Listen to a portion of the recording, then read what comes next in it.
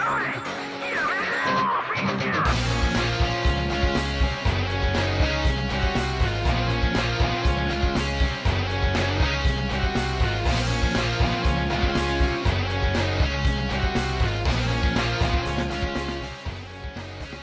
and gentlemen, welcome back to the Intramural segment of the Rundown. My name is Mitchell Kelley. Alongside me here is my good friend Tyler Davis. And today we are doing our tournament preview. We're going to be looking at intramural soccer, and we have brought on two intramural athletes with us today, Kendall, Calvert, and Rusty Butler. Thank you guys for being on the show with us. No problem. Kendall, I know that you're graduated and you now work here. Yes. And Rusty, you're a senior here. Can you guys kind of give me your favorite moment being in intramurals? I know you have 9 championships. 9, yes, Wow. that is And you true. have 3 or 4. Y'all have even combined to have a championship together. Yes. I'd love Good to hear times. what your favorite memory is from just the intramural program in Washington. Right. I think my favorite memory would be sophomore year, back when they had dodgeball as an intramural game. I was always the last one in because I was too afraid to throw the balls. I would just run around in the back. But it got down to the wire. 3 girls on the other team left and me alone, and I took them out, and we won the championship. Wow. Very nice.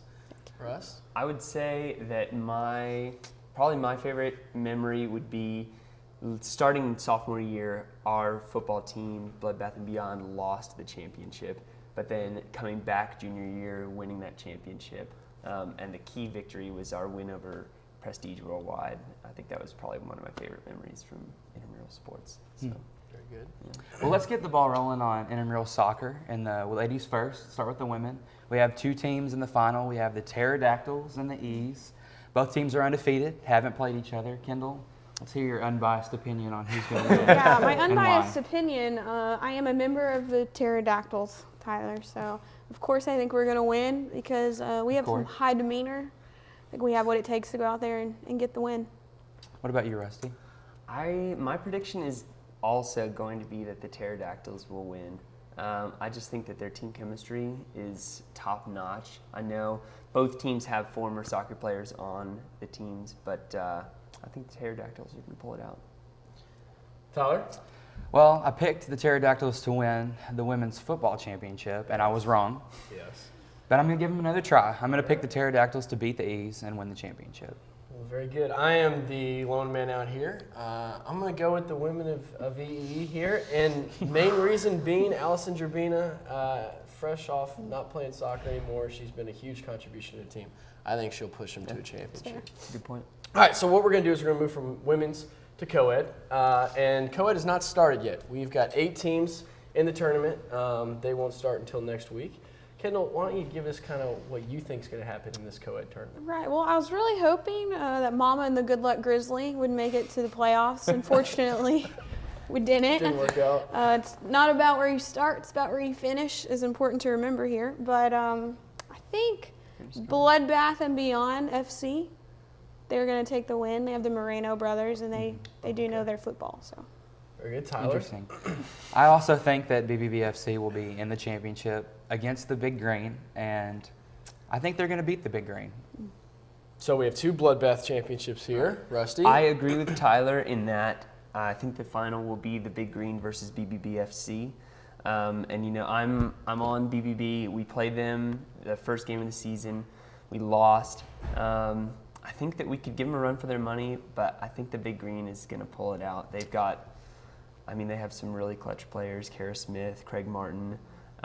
Witt did get hurt last night, so that is going to hurt them for sure. But I really think that they're gonna get the victory. Definitely. I have to tell you that I had Big Green as one of my favorite teams, but I think with the loss of Witt, the game was canceled, which is actually their team name. I'm not saying that. The game was canceled. If they can actually get people to show up and play, I think that they will advance to the championship on the top side of the bracket. I think that Beta White will advance from the bottom side of the bracket. I think it will be a hard-fought game, and it's very possible that the game was canceled could bring that out with people like Andrew Davis, Stephen Williams, grew up playing soccer together. There's a lot of team chemistry there. Valid. They're solid. Very good. All right, so Tyler, we're going to move on to the men's league. Okay. 4 teams left. We have, of course, the old 2 rivals. You still got the Heartbreakers. You still got the Defibrillators. But then you also have a Bloodbath team that's left, their elect team. Mm-hmm. And then you have the FC Aesthetics, which is the tennis guys. Rusty, we'll start with you. Okay. Who do you think is going to take this one home? Well, I think the bottom bracket, I'm going to be a little bold and say I think it's kind of a no-brainer. I think the Heartbreakers is going to take that one. I like the tennis guys as a team, but I just think the Heartbreakers they're too good.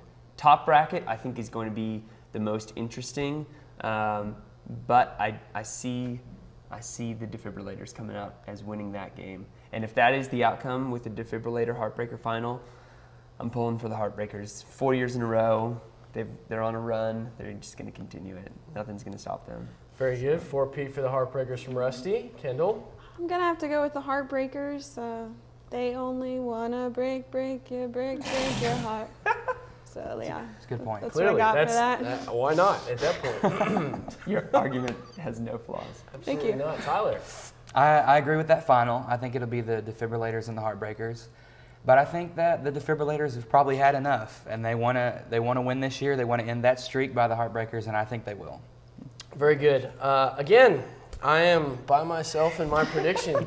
Watching the Heartbreakers play Beta, almost losing in the first round of the tournament, I think that with the loss of Witt, the Heartbreakers are kind of in a tough spot at the moment. And I'm actually predicting FC Aesthetics of the tennis guys to upset the Heartbreakers and to make it the championship. I think defibrillators will take care of Bloodbath. It'll be a hard-fought championship game, but the defibrillators will finally get the championship that they have wanted for the past 2 years, coming in second. Wow.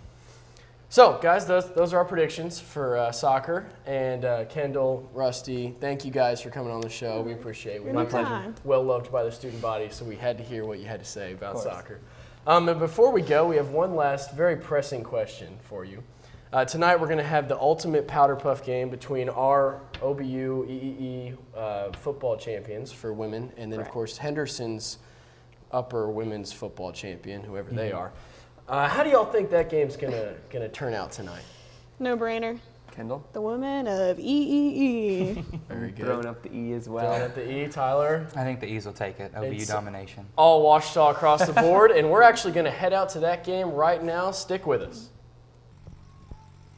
Ladies and gentlemen, welcome back to the Rundown. My name is Mitchell Kelley, and I'm here on Henderson State's campus right here for the intramural showdown of the Battle of the Ravine between our women of EEE versus Henderson's champions.